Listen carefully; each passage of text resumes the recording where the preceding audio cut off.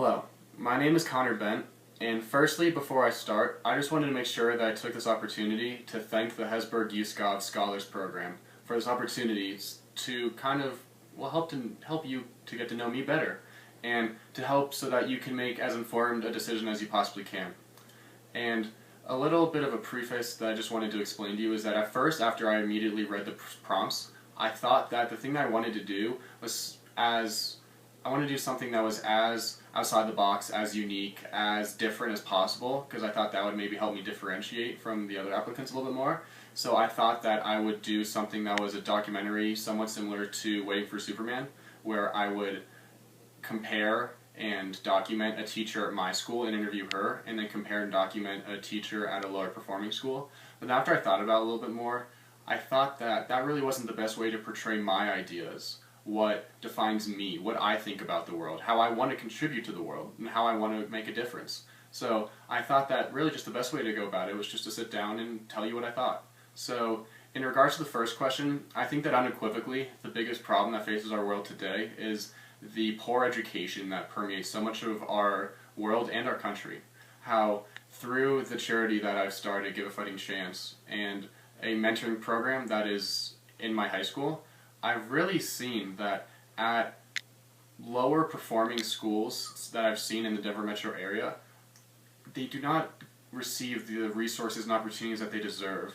They get a classroom filled with 50 students. They get a teacher who is either a first-year teacher and she was just a TA, or they get a teacher who's on tenure and frankly really is just kind of coasting towards retirement and really doesn't care about teaching these students.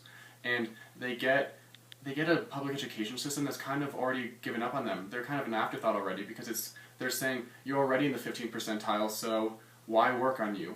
You're a lost cause. And that was really the feel. I tried to deny that it was there, but that's really the feel I got when I was at these schools.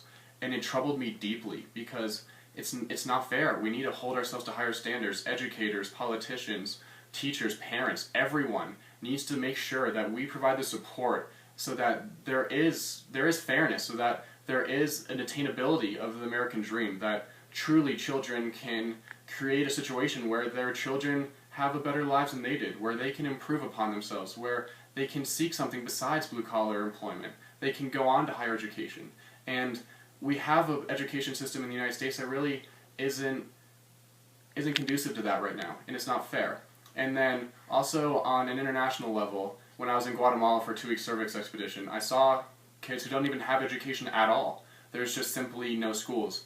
And they work and they plan for the rest of their lives, and they really don't help their children. They don't really go through a process of making sure that they can improve upon their lives for their children. They don't better themselves. They don't necessarily expand their horizons, try new things, understand new things, find out things about the world around them. And it's not okay. We need more. We need better. And I'll convince someone of this by an experience that I had where there was just such pain and despair in the eyes of one of the 10-year-old children that I tutored, because she came into class one day with a black eye. And I said, "What happened?" And she said, "It was my fault." And I said, "What do you mean it was your fault?" And she said, "I was too loud." And I said, "What do you mean?" And after about 30 minutes of coaxing, I got her to tell me that her dad physically beat her. And then I went and told the principal and I went through the proper channels, but I was so depressed for such a long time afterwards because I said, if we have an educational system that doesn't support them so that they can create a better future for themselves and that they can actually not have to deal with child abuse and where they can actually create better lives, we need to do something about this. It must change right now. The second question about the connection between service and learning, I hold the steadfast opinion that there is without a doubt a very, very strong connection between service and learning. I come from the belief that learning is not meant to be a static exercise. Memorizing dates, facts, and battles in a textbook is an aspect of learning, but learning also is supposed to be not a static exercise. It's supposed to be something that you take out into the world around you and apply to the greater good, to the world outside of the four walls of a classroom. Because if you learn all these things, but you can't apply them, then what's really the point of them? So through my charity where we do tutoring for ACT and SAT, and then also through a class that we have in my high school called Lasallian Service Learning, interestingly enough, I've really understood the fact that cervix is explicitly learning. That's what it is. It's a learning curve. It's learning about the world around you.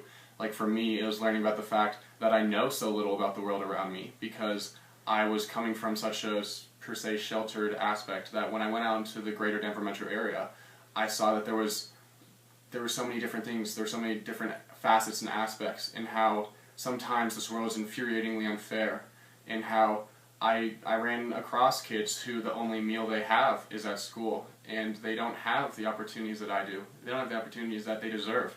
And I've learned that through this service that I can try and help them, even if it's on a small level. Say I tutor in a class and I help 8 kids improve their ACT score by 2 points, or if I help 8 kids even have the emotional security that they feel that they have the confidence, that they have the wherewithal to go to college, that they can pursue something more, that they don't have to be like their parents.